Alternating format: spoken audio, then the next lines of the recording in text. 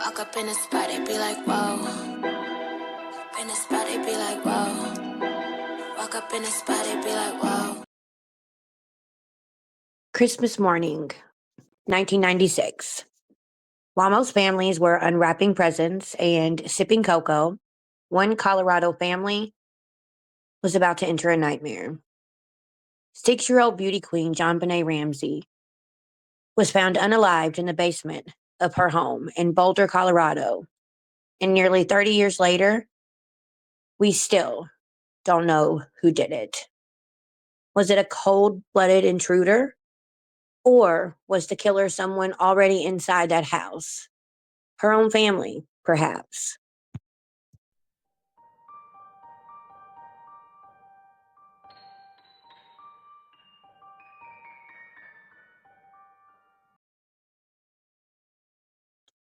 Welcome back, Ghosties. Today, we're diving headfirst into one of the most haunting and controversial true crime cases in American history.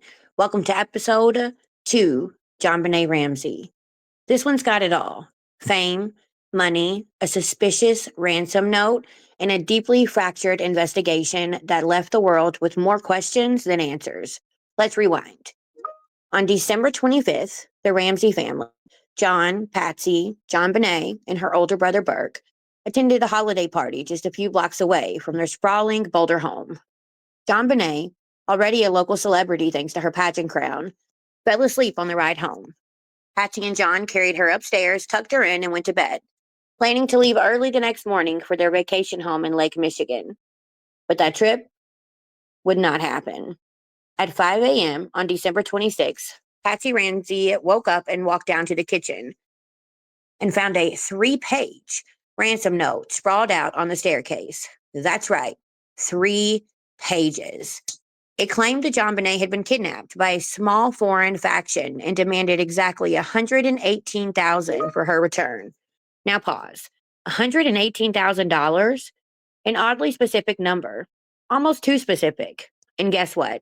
That just so happened to match John Ramsey's bonus from earlier that year. Coincidence? We'll let you decide.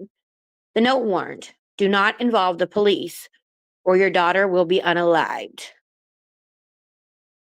Patsy screamed for John. Panic had taken over. They checked Benet's bedroom and she was gone. At 5:25 a.m., Patsy placed a frantic 911 call. Police were on the scene just 7 minutes later. What happened next? A series of decisions that would taint the case forever.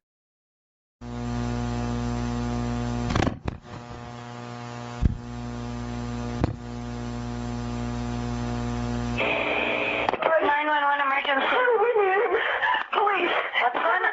15th Street. What's going on there, ma'am? We have a kidnapping. Hurry, please. Explain to me what's going on, okay?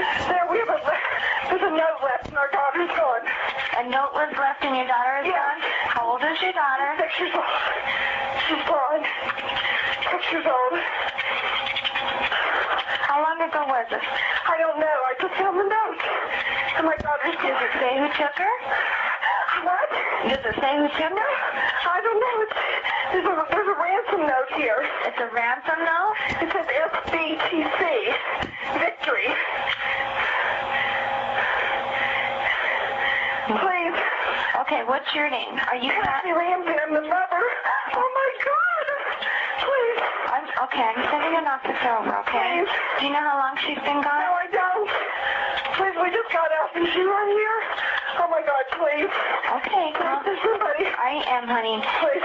Take a deep breath. Please, okay? Hurry. Patsy. Patsy?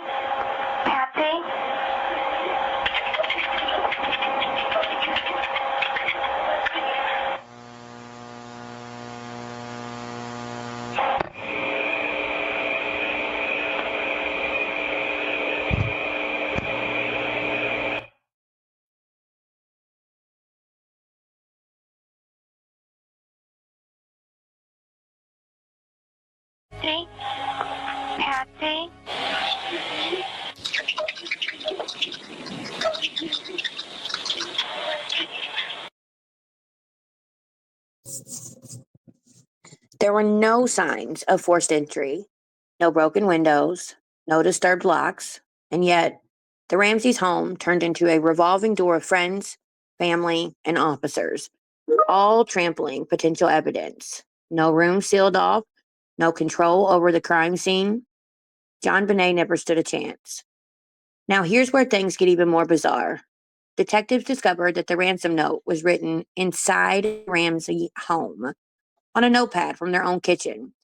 The pen, also theirs. I mean, what kind of kidnapper sits down at your kitchen table to write a novella before abducting a child? Be for real. Later that morning, John Ramsey and his friend Fleet White were asked to search the house. They went to the basement, checking room after room. Then came the wine cellar.